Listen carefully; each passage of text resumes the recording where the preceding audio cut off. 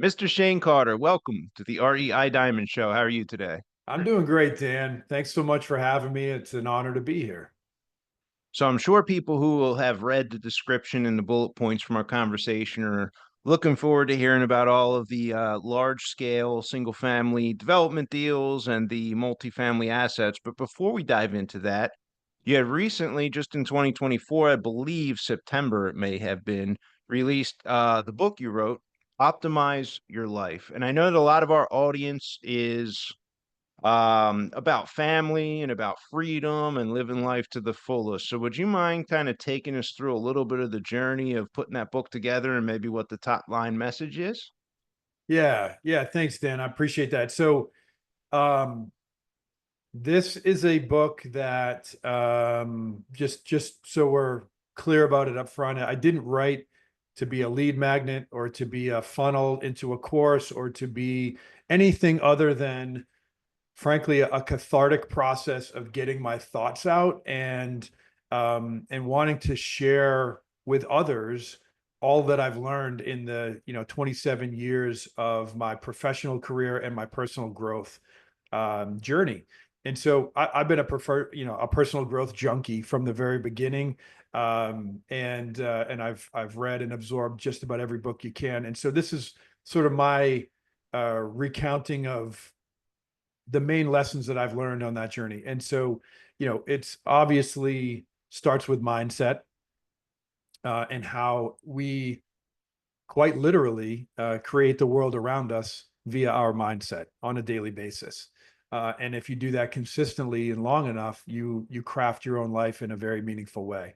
Um, and then the rest of the book also goes into what I believe to be a critical balance between mind, body, and spirit. And I think that's a piece that a lot of entrepreneurs miss. There's a lot of influencers out there right now. I'm not going to name names, but their sole focus is business growth, grow your business, eat, sleep, live, and die, and breathe it, and just grow for the sake of growth. And I offer many counterpoints to that I don't think are very healthy for most of us to try to engage in. And the main one is relationships. It doesn't matter how much money you have if you don't have good relationships with your significant other, with your friends and family, with your children, etc. And I personally know several people who are extremely wealthy and have massive regrets because they don't have the relationship with their children that they wanted, that they wish that they had had because they were so focused on growing their company. And so that's something for everyone to hear before it's too late, before they go too deep down that road. And then also, physical health and wellness. I'm a big health and wellness guy, and I don't think that anyone performs to their highest and best self without a real clean machine and a highly functioning physical body. And then the spirit part is really, again, something that people don't talk a lot about, but I believe that a connection to a higher spirit and really understanding yourself through that lens as a conduit to the beauty of a higher power is very releasing and freeing, so that we can let go of the rope a bit and enjoy the journey more. I love it. So, I imagine you must have a couple kids then? I have three, yes. Okay. About how old now? So I've got my oldest boy is 15. He'll be 16 next month. Then I've got a 6-year-old and a 4-year-old. All right. You're in the thick of it then right there, huh? Yes. I'm loving it. I'm loving it. So, I'm going to take the opposite side. And I think there's probably a time, maybe we go back, right? Your 27-year career, and your boy's about to be 16 now. What Hmm. about the first 10 years, Shane? Was there a little bit of an obsessive drive that probably is helpful to get the momentum going? If someone's listening now, um, and they haven't quite gotten the momentum going in their career yet, I would posit it could be potentially a little bit detrimental, and you may not get to where you want without some period of time. Is it 3 years, 2 years, 5 years, seven? Maybe it's different for a lot of different people. But for me, I know I had to push really hard for 5, 6, 7, 8, 9 years before the momentum really started to show. And now, not that I neglected my physical or my spiritual or my relationships completely, but there is some place for kind of getting the cart moving, right? Yeah, Dan, I can't disagree with you. I think you're right. If I reflect back on my journey, there was absolutely that time period. And for me, it was kind of similar to yours, probably. It was in that sort of 5 to 7 year time period where, yeah, it takes uh, a lot of energy to get that flywheel to spin so that it starts to spin on its own. And you're right. It does take a drive and a passion. And as a younger man, in my 30s, let's say, that was absolutely critical, I think, to my ultimate success. I think you're absolutely right on that. I'm not gonna discount that at all. Um, and I'm fortunate that I had kids a little bit later, so that I was able to establish my flywheel and not and have the grace to be able to step back and sort of get a little more balanced about it. Um, but look, you're right. It does take that hyper focus up front to get something up and running and going. Yeah, maybe it's like, you and I are probably at that place where balance is important. I guess I'm like 44 now. Mhm. My daughter just graduated college here, so she's 23. Just got married, may have another round of young kids running around here. So this is like a Oh, topic that's sort of hot on my mind. It's like, well, what's that going to look like in the next 5 to 10 years? And if mhm. I fast forward and blessed enough to have a 4 and a 6 year old there, well, what will I construct life from there? Right? Falls back to the mindset piece, Shane, of your mindset creates the world around you. And it's like, woof, I realized that. And now the options are somewhat endless. How do I want to create sort of the next steps of my life? You Yeah, know? yeah. Good position to be in. So Mhm. let's shift gears here if we could. Real estate development background. When I saw the booking agents connect us, God, it must have been 5, 6 months ago at least. I was looking forward to this one on the calendar. It's like, wow, this guy has this real estate development background. Would you mind kind of starting there in your career and establishing that may have been some foundation for what you put together since then? Sure. Yeah. So my background, Dan, is what I like to call the kind of classic self-made man story. I started, I'm a bit older than you, so I bought this late night infomercial, uh Carlton Sheets No Money Down book way back in the day in the late 90s. And that was sort of my kickoff to understanding real estate and investing in creative thought processes around real estate. And so I started, wholesaling contracts and flipping houses. And then through that process, developed a passion for construction and development, and the process of transmuting, old horrible properties into beautiful homes for families and folks to live in. And it was extremely rewarding work, and I loved it. And I loved the whole knowledge base of really understanding how a building works and how do you build something from the ground up. So I started to get into new construction, as well, and started a general contracting firm. Did tons of renovations, tore a bunch of homes down and built beautiful homes in their place, and sort of just grew myself in that capacity over the years. Went from building starter homes to middle market homes to multi-million-dollar luxury homes, and then got into community development, where we're getting uh, land entitled and then putting in the roads and then building the homes and building entire communities. Also got into building townhomes and mixed use projects, et cetera. And so that's sort of how I grew as a developer over the years. But that's all transactional income. So I always took the transactional income that I made in those businesses and invested in income producing assets, predominantly multifamily and predominantly value add multifamily, because I was a construction guy. So I didn't know how to use other people's money until I think 2014 or 15. I think I took in my first investment. And so the beginning part of my career was, hey, I've got an extra, 10 grand or 20 grand, and I would use it as a down payment, go buy a little fixer upper 3 unit or 4 unit building, have my construction company fix it up. We'd rent it out, we'd refinance it, I'd get my money back. And then I'd buy an 8 unit and then a 20 unit and then a 60 unit and so on and so forth. And I just kind of let my equity and transactional money fuel my income producing asset acquisitions. Then I learned how to partner with people and bring in partners to leverage their money and my expertise in construction and development, and we started to do bigger projects, which got us into investing in the South and starting to really look hard at that in 2018 and 19. And so we've acquired a little over 2,000 units and 320 million or so in assets there just in the last 5 years.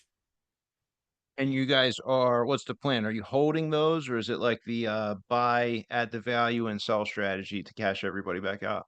Yeah, we are those are still mostly value add projects and properties. Now the value add's been completed on all of them, and so we're kind of in the buy and hold stage because of the market shift. We're fortunate that we are in fixed rate debt and good leverage positions on all of them. So we're looking to exit assets 26, 7, and 8. And obviously we're always looking to buy more. It's just been very difficult with the lack of liquidity and the lack of deals trading to find opportunities that make sense for us right now. Yeah, and it's hard to make them pencil out. I mean, what's the debt right now? I haven't checked, but I imagine you could probably get like some Fannie product for like 6, 6.25, maybe 6.5, something like that. That's like 30 year. You're stuck in the thing and Yeah, yield maintenance and the whole deal. that's right. Yeah. Yeah. So what in the last, let's say, 12 to 18 months are the deals that are exciting to you and that you are participating in and getting up off the bench for, 23, 24, and now we're in 25. Yeah. So we saw the writing on the wall there, late 22, beginning of 23, in terms of, the rising interest rate environment and what that was going to do to the industry. And so we were fortunate to pivot back into sort of my background and skill set and network and experience, and got back into land development and got back into that side of the business, and are doing it in the growth markets that we already know and understand. And we have folks in Dallas and folks in Tampa, and where we have staff and employees in those areas. And so we're hyper focused now in doing what's called horizontal land development, where we take land, we do entitlement work, yes, but we also take land that's already been entitled and approved, and we buy it and we put in the roads and infrastructure. We get construction loans, put in the roads and infrastructure, and then sell finished pad sites or finished lots to the national home builders. So some of our clients are D.R. Horton, Pulte, Meritage, those types of firms, top 50 national traded home builders, and we're really excited about that side of the business and really growing that side of our business, to because there's a dearth of developers that know how to do that and have the capacity. And we're fortunate, we have a $50 million investment fund that we started last year that we raised capital for. And that fund allows us to invest in land development. And so when to a builder, we're an interesting group because we have capital, we have the resources, we have the skill set, we're vertically integrated, we do the construction management, and we're able to come in and fill a void and a niche in the ecosystem where there's not enough guys developing lots for the home builders. And so we're really capitalizing on that opportunity right now. Um, it's interesting, and I'm in a partnership where we're doing quite a bit of this. Um, I think our fund has like 14 or 18 projects, something like that, and each one's probably between around like maybe 80 lots on the low end and 250 to 300 on the high end, except ours is all paperwork. So it's sold to the builder As you know, as soon as the construction drawings are approved, they're going to settlement. So not a tree has been moved and not a curb or a water line has been installed on the property. And now you're stepping in and maybe you're an interim type of person who's taking that dirt and putting the road work in there. And it can be a risky scenario. At least that's kind of the way our investment philosophy has worked, which is why we're exiting on the front end. But there are, to my knowledge, I think it was like DR and Pulte and the rest of them have like another third party developer who comes in, does all the roads and kind of does it almost like work for a fee. Is that you guys, or are you like buying the Okay. All That's right. us. So Dan, look, after this podcast over, we got to talk because I'm your All buyer right. for all those deals because that's exactly what we do. Because DR Horton, a lot of these nationally traded companies, publicly traded companies, I should say, they have what's called a land light strategy. What that means is they keep it off their books and they keep it off of their um, balance sheet by leveraging third party developers. And so for DR Horton, they've got an interest in a group called Four Star Group, another, publicly traded company. And all they do is put in roads and infrastructure and sell the finished lots to DR. But there's a whole entire network of other builders. And frankly, Four Star Group doesn't serve all of DR's needs. So there's still a tremendous amount of opportunity and need for third party guys like us to come in, put it on our balance sheet. We take the construction loan, we take the risk, we put in the roads and infrastructure, and then we deliver them the lots on a 2 to 3 year timeline. So they get to buy the dirt with finished lots in tranches, take them down, build houses, sell them, and they don't even have to buy the next tranche until they've sold through most of those first ones. So it hits their balance sheet and then it turns into revenue quickly, and that's their strategy. So we're an important part of that ecosystem because we hold it on our balance sheet and we take that risk and we take that interest carry and we hold it on our side. But of course, we make the numbers work real well. So you brought up something really important though, Dan, which is risk. And so the risk in our side of the business is usually, well, who's going to buy this? And so we mitigate that risk by having the contract with the builder up front before we close on the construction loan. So let's take one of your examples. You've got 120 lots. You just got it entitled and approved. You got construction drawings done, and you're saying, I'm selling it to the builder. But the builder's not buying it. The builder is taking that and they're assigning it to someone like me for us to actually close on and put in the roads and infrastructure. And then what they're doing is they're giving us a forward contract to buy the finished lots at a certain price. There's even an annual escalator involved in it, et cetera, et cetera. So they're locking in their position in their land pipeline and controlling it without having it on their balance sheet. And that's our role. So if a builder is paying, call it $100,000 for a finished lot with all the infrastructure in there, I mean, what can your all-in cost basis be with the interest to carry the whole thing? I mean, are you able to pack a 30% profit margin in there, or is it a little thinner than that? Yeah, it really depends on the deal. That's a great question. It's usually in that 20 to 30% range. And so what we look at, and frankly, our buy box is pretty similar to yours. We're kind of in that 100 to 400 lot community size is really where we focus. And in general, we want to be in that sort of 15 to 20 grand a lot profit range. And that's what we target and focus from a risk reward profile. Because again, these construction loans, I'm personally guaranteeing them, right? So we go out, we get a $20 million construction loan to go build all the roads and infrastructure, and it's not on the builder's books, it's on our books. And somebody's got to, even if it's a non-recourse to the entity, there's these things called completion guarantees, right? So anyone who's done development knows the completion guarantee for a development project is in place the entire time until it's completed. And you are on the hook then, therefore, personally, the entire time due to that completion guarantee clause. When you guys build them out, I mean, if you have, let's say, a 300 lot subdivision, I guess somebody got that entitlement done. Are you doing the construction drawings and the approvals, or is that done also and kind of handed to you when you step in? Yeah, we do it both ways. We work Okay. with all kinds of different folks. Some folks just get the land use zoning approvals completed and the sort of entitlements, and then we step in and do the engineering drawings and the CDs and get everything laid out and then we close on it. But look, we love working with folks who have all the CDs done, the engineering's done. You know, they've already got indications of interest from the builder groups, and we just step in and we close on it and we go to town and get those contracts with the builders set up. And so everybody, everybody kind of wins there. We're not taking away from anyone.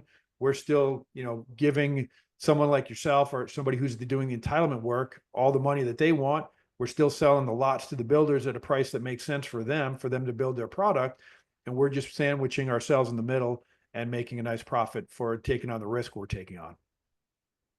Do you guys build that out in one tranche, or would you build out like 80 lots in four separate tranches as they complete and perhaps not have to pay interest on the other unfinished sections until it's time, Yes. right? Yeah, that's a really, really good question, Dan. So we really this gets into our my business partner and the sort of highly detailed financial models that we have relative to this, but we try to have our expense build um, be in concert with our revenue chunks that come in in the lots. So there is an efficiency though, however, from a site work. So I own site work equipment. I've been doing site work development, for a long, long time. And there is an efficiency of mobilization and getting there and doing the work that starts to become cost prohibitive if you're asking guys to stop and wait and then remobilize. So there's this fine line of allowing the project to proceed and the expense to build and then staggering the lot takedown schedule and the revenue build so that your max exposure and your max interest carry is usually never more than about 40 to 50% of the total cost of the project.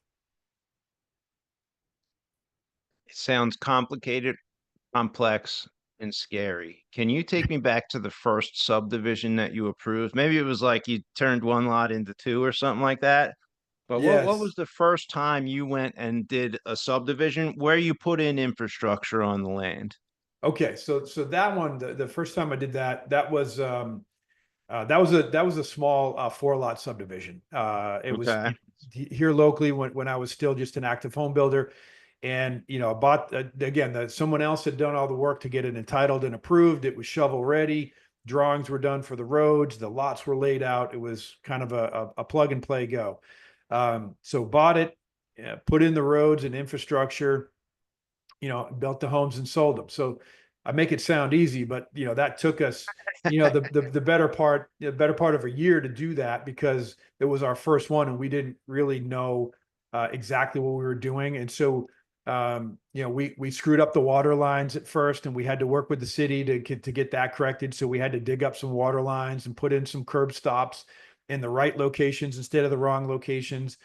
We did get, because that was a bit nebulous on the plan, so that's why we made that mistake. The water management was fine, the sewer was fine.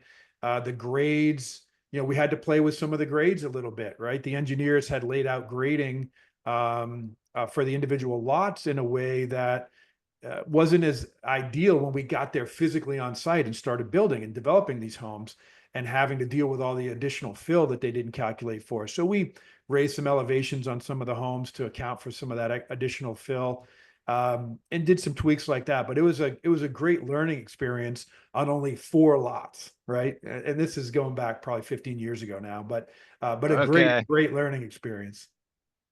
Gotcha. So you were in the business through the last downturn. I mean, I guess it's the second downturn if we're counting the COVID downturn. It's been a while now.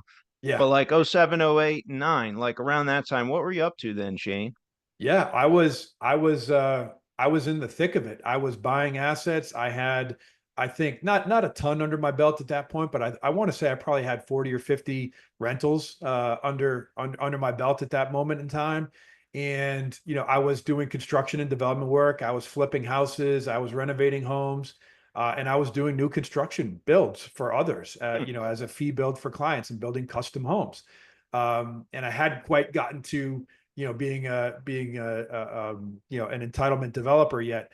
And so I was really in the thick of it. And so being a custom home builder through that time, is what allowed me to thrive and exist through it without really getting through completely unscathed. So a couple of things. First of all, everything that I owned, I didn't over leverage because I bought it cheap. It was all, challenged properties that needed to have a ton of work done. I did the construction work ourselves at cost, refinanced them, at a low enough level so that they would produce great cash flow for me. So in other words, I didn't pull out too much equity. I didn't over leverage those. That was a great lesson to learn through the crash, was that, 5, 6, 7, I was still buying properties and doing this BRRRR method of owning assets, but I never over leveraged, and that was something I didn't frankly think about, other than I wanted to make sure that the rents that were coming in gave me a great margin, and that's all I thought about when I was doing it. But I didn't think about, hey, something bad might happen, and you might wish that you had, lower leverage. I wanted the cash flow. I like the whole concept of passive cash flow, and I already had a transactional cash flow business that was giving me more cash, so I didn't necessarily need to have access to more cash, right? And so I just wanted to set up a passive machine, and so that really served me through that. But that's what I was doing. What market was that in? All here in New England. It was, Okay. northern Massachusetts, all of New Hampshire, and southern Maine. Very constrained real estate markets with not a lot. I'm guessing you probably have zero subdivisions going or done under your belt that are 120 lots or more anywhere in New England. Am I right? Zero. Correct. You are 100% right. Yep. Yeah. Zero. So you get into a market like that, and that weathers a storm like the '08, 9, 10 type of era a lot better than like in Atlanta, Georgia area where the construction was insane in that Yes. go around. Right. Texas, same kind of a deal. You got very easy zoning and approvals in Yes. Texas compared to Georgia, and definitely compared to the Northeast. We have a few storage projects up in like New Hampshire area, all purpose storage. You probably have driven by them. Yeah. And it just taking forever to get approvals and the permits and everything. Luckily, I guess it did, because maybe we would have overbuilt a bit. Who knows? Yeah. But yeah, I mean, there's a pro and con for market downturns, which I guess in my opinion, the market downturn, I think we're in a flat era. I don't think we're going to see 10% increases in value again for a few years, pretty much anywhere in the country. I don't Yeah. think we have the conditions for a blowout quite yet. If you look at the demographics and the large peaks of people that exist in the home buying year compared to the valleys in the home buyers demographic in 2008, 9, and 10, some of that was the underwriting was faulty, and some of it, maybe more, was the window of home buyers. It was like the lowest population in basically all of recent history was at that age. So I Yeah. think the next time we may see some like trouble on the horizon might be like 15 years from now, when you start to see maybe some of these demographic shifts continue. The birth rate is low, and there'll be these like lower valleys where we had peaks in Yeah. millennials and Gen Y and the rest of it. Well, yeah, I would agree with that, Dan. I'd say at least 10 years. I know that, due to the chronic underbuilding that we've done since the crash and the GFC, it's going to take us 10 years from today, from the beginning of 25. It'll take all of 10 years to get back to a homeostasis or a balance in the construction and home building marketplace. And that includes multi and single family. Hmm. And so that's where we are, and we can't build more because we're zoning and entitlement constrained. And it's been that way for like what, 10 years already? It already has, yeah, just about, yeah, Yeah, buy and hold, I guess, right? that's right. Buy and hold. So while we're on the topic of the predictions, we're in January, everybody's forecasting the future. Other than what we talked about, maybe we could switch gears and touch a little bit on the development cycle around multifamily residential. So you have 300 million plus, 2,000 some odd units. I'm guessing these are Sun Belt assets, Yes, Florida, Texas, Georgia, that kind of thing.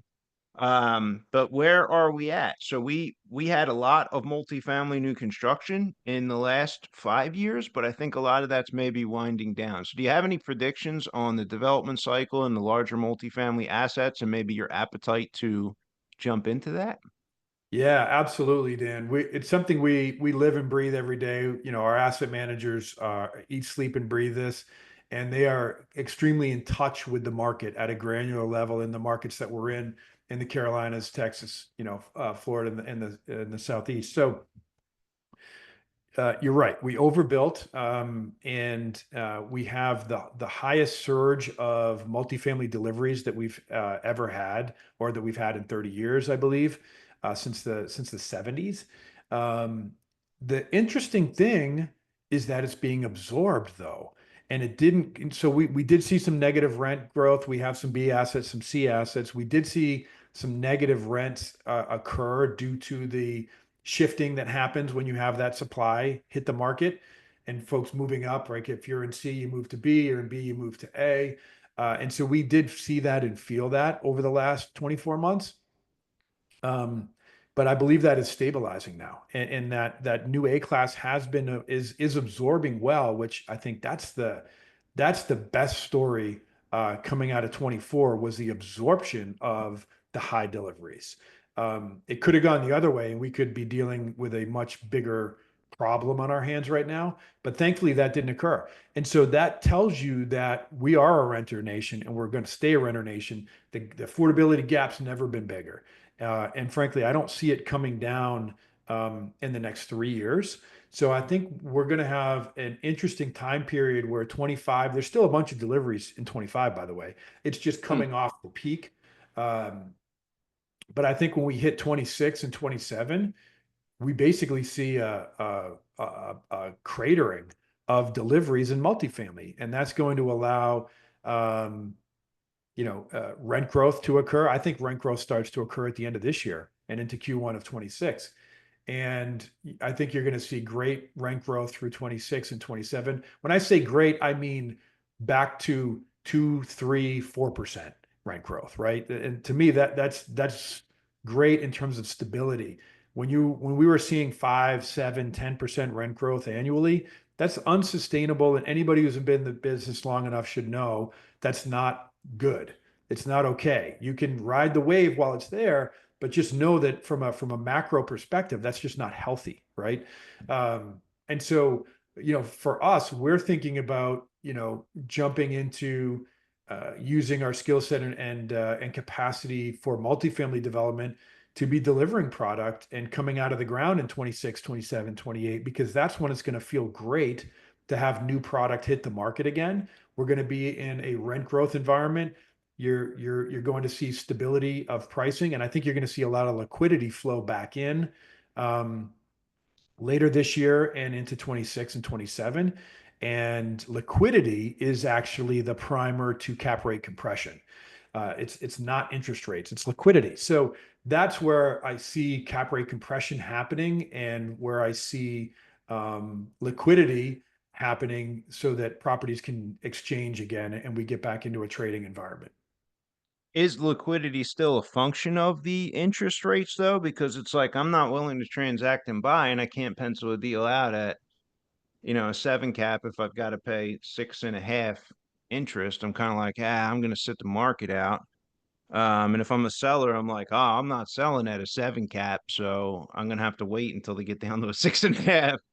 So the liquidity still is tied to the interest rates at some level, right? Or am I missing Yeah, something? no, no, you're Okay. right, Dan. It absolutely is tied to it, but I think it's not a direct correlation. I think a lot of people think about interest rates and cap rates as being intimately tied, and there's this intermediary thing called liquidity that actually ties them both together. So yes, I think liquidity is linked to the cap rate and linked to the interest rate, and I guess through that process, interest rates are kind of linked to cap rates, but it's only through liquidity that it actually happens.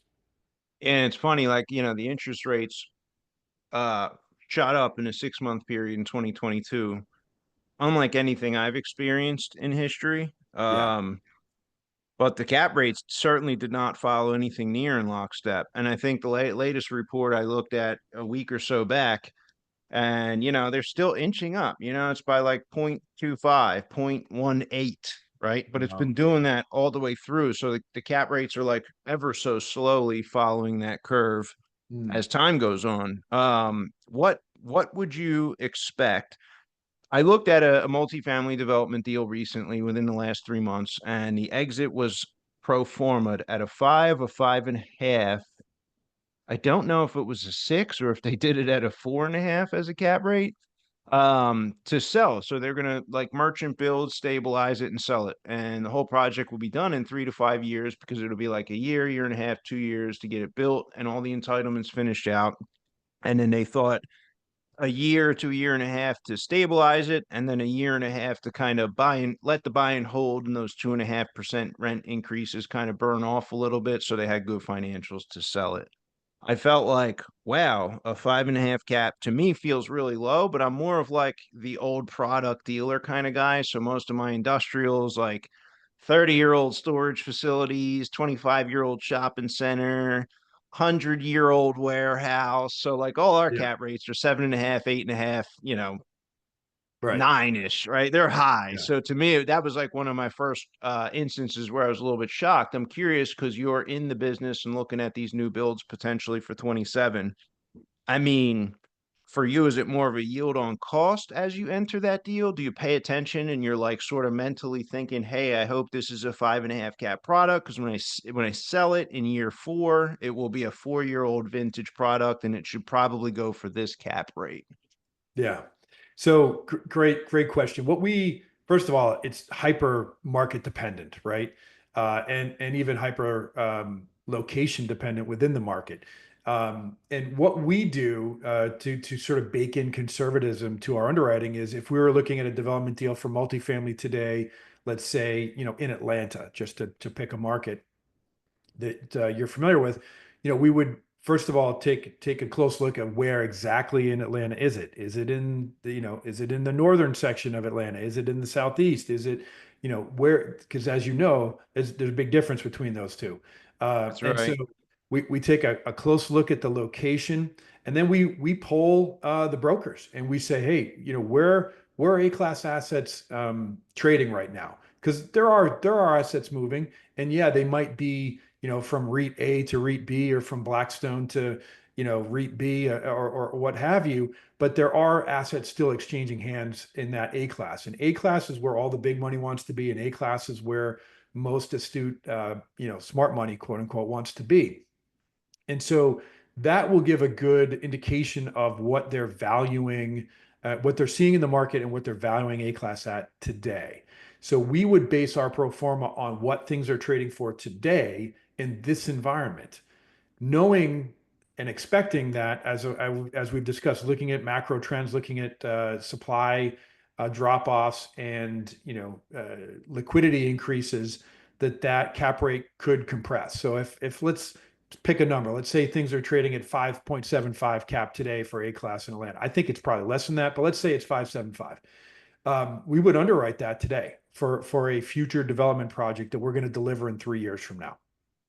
And we would do a sensitivity analysis on what does that look like if it's a 6 or a 6.25 or a 6.5. And then we'd also offer some potential upside options of what it was to look like at a 5.5 or 5.25. But we wouldn't underwrite at a 5 or a 5.25 saying, hey, it's 5.75 today. We expect a 50 basis point compression due to XYZ, and therefore we're going to underwrite that. We're not going to do that. But I do believe that's going to happen, but that's not how we underwrite. Yeah, that's what I call delusional optimism. I wrote Right. a blog post on that recently. And when I invest my money in LPs, I have to have some delusional optimism. For me, I need to say, hey, if things go tremendously well in the other direction, what is that going to look like? And if there's like nothing there that I can be delusionally optimistic about, I probably don't want to invest. Most of the time, if they're, higher yield development projects and like longer term things where I don't get cash flow for 2 or 3 years while the thing stabilizes, there has to be some delusional upside in a sense. And that doesn't mean like in some instances, it could be 100% return in month 13 if things go our way. Is it going to happen? 90% chance, probably not. And I'm Mm, prepared to sit here and wait my 3, 4, 5 years till we're stable and we exit, and it turns out to be more of like a 24% IRR. I hope. Still yeah. good. But the 24 is not delusional optimism. That's like more of a realistic pro forma projection based on, like you said, 5.75% cap rate, whereas underwriting it at the five cap or five and a quarter cap would probably be what I call delusional optimism. Right. Do you pay any attention to any other metrics? Is there price per unit or rent growth? What are some other things on a development project that would have to check the box before you're going to go ahead and entitle a site? Yeah, we absolutely, we do feasibility studies on anything that we do like that. And so we get, a John Burns study, and that they're the industry, standard for that type of feasibility study. So there's just a wealth of insight, knowledge, and data that come from those. And so that's absolutely key. I think our main metric really is untrended yield on cost, right? Because that shows, are we fundamentally creating value, and what is that value? And so if we say, and going back to that example, that we have a conservative forward projection that the asset is going to trade at a 5.75 cap in 3 or 4 years in Atlanta. Well, our untrended yield on cost for us, we want to see that at a 7 or higher, to know, maybe even a 7.25, to know that we are 125, 150 bip delta between what we're an untrended yield on cost is versus what our exit would be. That's how we know we're actually creating value. Hey, that's smart. That makes sense. Does that yield on cost? That doesn't really apply, or does that apply if you were doing the subdivisions that we were mentioning earlier?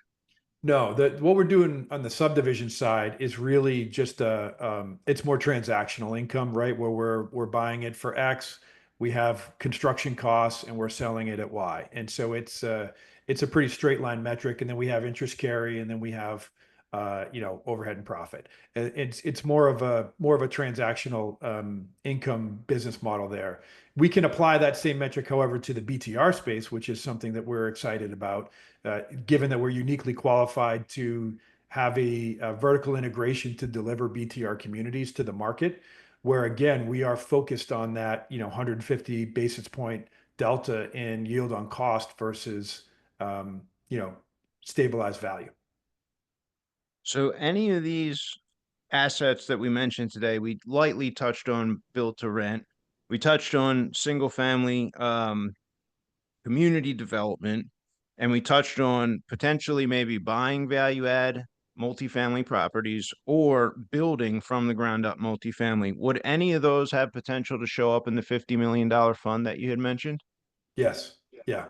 We have the ability to do any of those four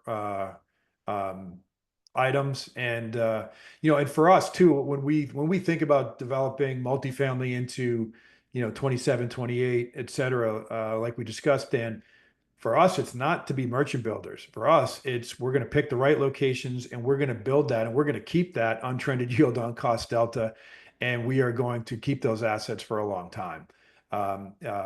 We are in the process of really understanding how we want our portfolio to be structured, over the next 10 years.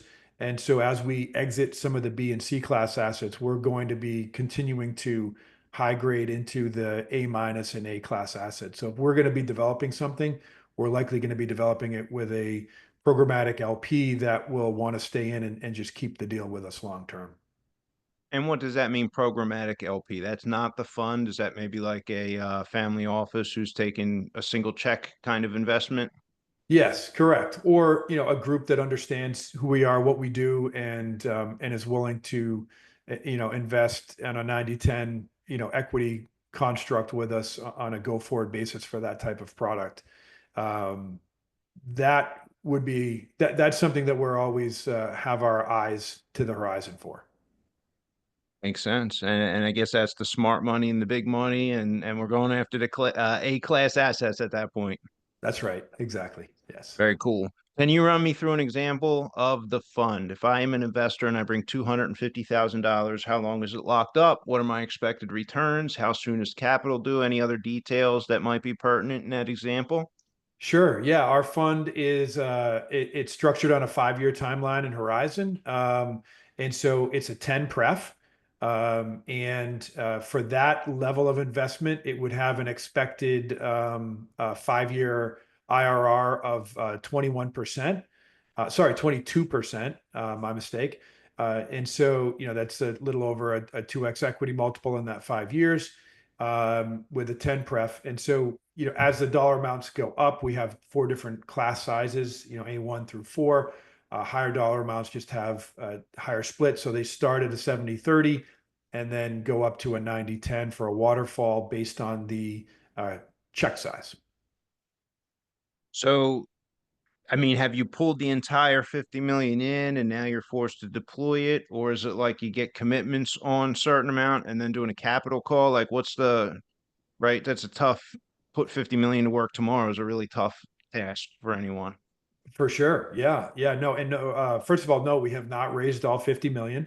And we do only call capital on an as needed basis. So we take the commitments. We have opportunities that, here we are beginning of January, we have opportunities that are closing next month. And so we would call that capital in usually 30 days prior to closing. So it is a commit and call system that we have. Okay. And what is the usual time distance? If somebody committed today, are you usually calling them 30, 60 days, or is it sometimes 6, 7, 8 months before the capital's called, or there's really no control of something like that? Yeah, I would say it's probably going to be in the as certainly no sooner than 30 days, and would likely be within a 90-day to 120-day time period. We have a Okay. pipeline of deals, and so we have all sorts of additional methodologies for solving equity, but our fund is our primary source, and then if there isn't available capital there, we have second and third fund options available, fund to fund options for us as well. Interesting. Cool. Um, I have one question I'm going to ask as my wrap up. Before we get to that wrap up question today, Shane, is there somewhere if somebody was maybe interested in getting on an email list for the fund, or perhaps there's another better way that you would have listeners kind of stay in touch?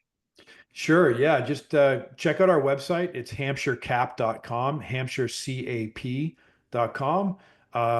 There's a lot of good resources there. There's tons of buttons you can click to get on our contact list and have one of our team members reach out and have a conversation with you about what your goals are and whether or not we might be a good fit for your portfolio. All right. My final question, Shane, what is the kindest thing anyone has ever done for you? Wow. Dan, I wasn't prepared for this. That is awesome. You know what? This just shot into my head because this is how powerful it is. So when I was a teenager, I switched high schools midway through my freshman year. Okay. Ooh, Ninth grader, right? Halfway through the year, around about, this time, maybe February or so, I switched from one high school to the other. New kid, all these other kids had matriculated together. I didn't know anybody. Um, and I remember sitting in this class and there were these two girls that sat in front of me, and they turned around and they were so kind to me and they asked me who I was and where was I from and what my deal was basically, and they introduced me to people and they completely made something that was as stressful as any teenager could ever think it could ever be. It was, and they completely made it effortless and graceful and beautiful and easy for me to integrate into that school. I am forever grateful to them, and that's how I love this. I tell it because that's how impactful small acts can be. mm. I'll never forget that. And to them, they've long forgotten about that because they were just Oh being yeah. themselves and just being, fun, outgoing, kind people. And that's just who they are. But for me, that was forever impactful. Nice, nice. I guess we got to pass it along from there. Shane, I got pages of notes here, a ton of great detail. I really appreciate you opening the books and being like totally transparent with all the questions, and I appreciate your time coming on the show. Yeah, no, my pleasure, Dan. It's been great. Thank you.